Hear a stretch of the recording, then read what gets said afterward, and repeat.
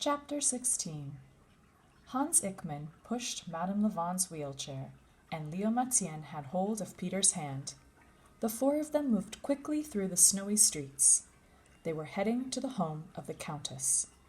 "I do not understand," said Madame Lavon. "I find this all highly irregular."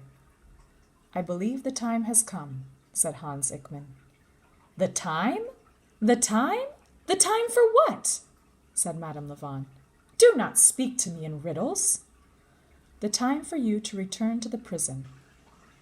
"But it is the middle of the night, and the prison is that way," said Madame Lavon, flipping a heavily bejeweled hand behind her. "The prison is in entirely the opposite direction." "There is something else that we must tend to first," said Leo Matien. "And what is that?" said Madame Lavon. "We must retrieve the elephant from the home of the Countess," said Peter, "and take her to the magician." "Retrieve the elephant?" said Madame Lavon. "Retrieve the elephant? Take the elephant to the magician?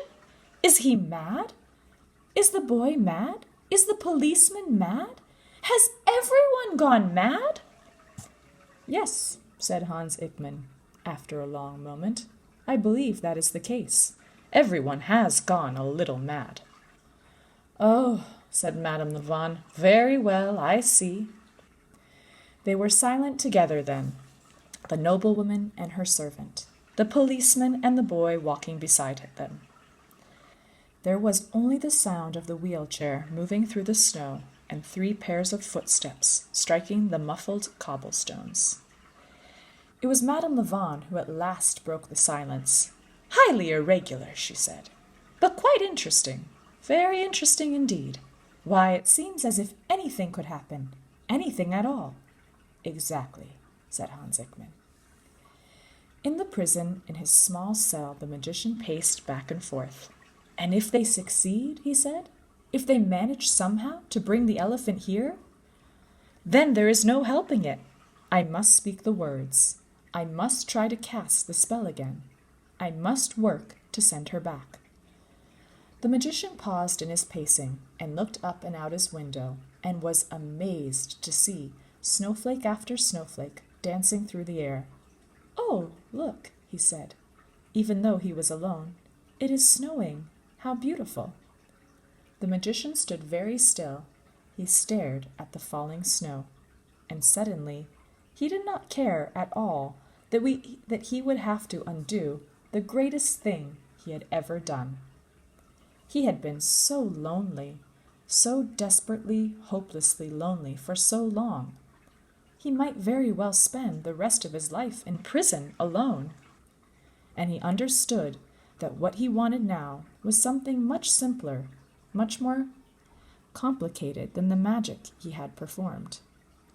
What he wanted was to turn to somebody and take hold of their hand and look up with them and marvel at the snow falling from the sky. This he wanted to say to someone he loved and who loved him in return. This.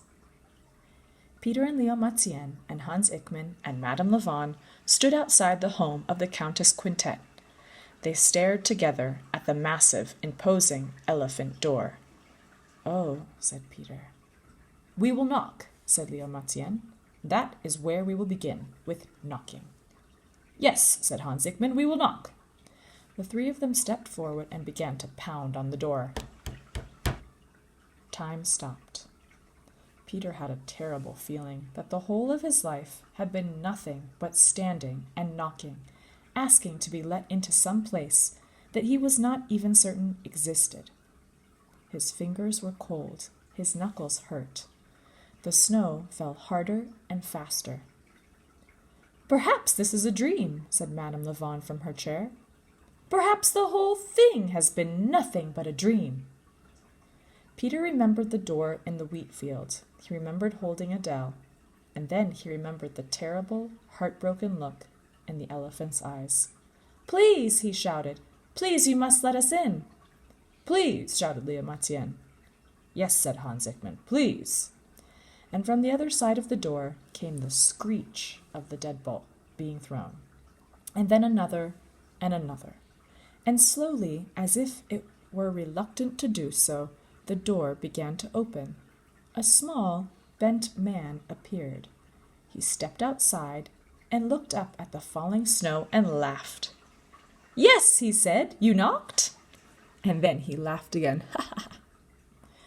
Bartok Wynn laughed even harder when Peter told him why they had come. "You want to take the elephant from here to the to the magician in prison, so that the magician may perform the magic to send the elephant home?" He laughed so hard that he lost his balance and had to sit down in the snow. "Whatever is so funny?" said Madame Lavon. "You must tell us, so that we may laugh along with you." "You may laugh along with me," said Bartok Wynn, "only if you find it funny too. Think of me dead. Imagine if the Countess were to wake tomorrow and find that her elephant had disappeared, and that I, Bartok Wynn, was the one who had allowed the beast to be spirited away." The little man was shaken by a hilarity so profound that his laughter disappeared altogether, and no sound at all came from his open mouth. "But what if you were not here either?" said Leo Matien. "What if you, too, were gone on the morrow?" "What is that?" said Bartok Wynn. What did you say?" "I said," said Leo Matien, "what if you, like the elephant, were gone to the place you were meant, after all, to be?" Bartok Wynn stared up at Leo Matien, and Hans Ickman, and Peter, and Madame Lavon. They were all holding very still, waiting. He held still, too, and considered them gathered together there in the falling snow. And in the silence, he at last recognized them. They were the figures from his dream. In the ballroom of the Countess Quintet, when the elephant opened her eyes and saw the boy standing before her, she was not at all surprised. She thought simply, "You, yes, you, I knew that you would come for me."